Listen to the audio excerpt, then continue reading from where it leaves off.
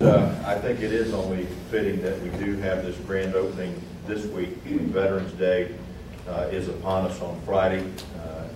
And I would tell you, Mr. Secretary, that yesterday in North and Escambia County, we did, as a matter of fact, dedicate a park to an individual from our community who's lost his life, a Marine, and there will be further dedications later on today in Pace as we say thank you for somebody from our community that paid the ultimate sacrifice and wore the uniform of this nation.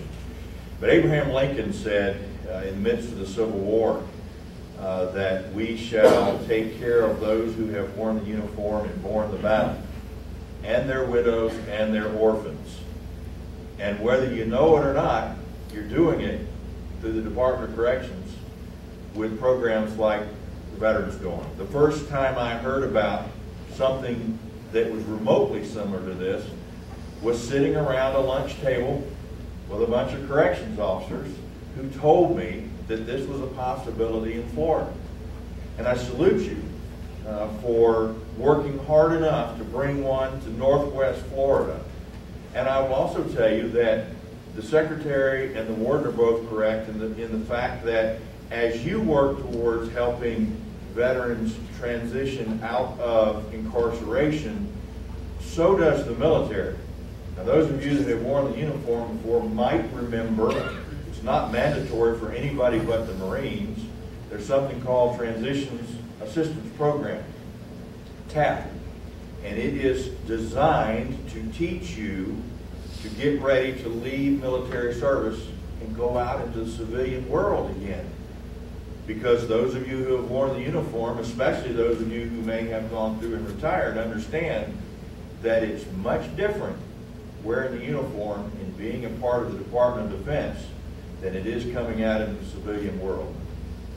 Just as I'm sure it's different for an inmate when they leave incarceration to go back into the civilian world as well. And so by taking it upon yourselves, Mr. Warden, and those that wear the uniform here inside the Department of Corrections, you are helping inmates who are veterans get ready to go out into that civilian world and workforce again.